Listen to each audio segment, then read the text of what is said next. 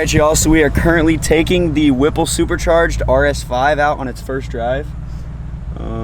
We'll see what goes on.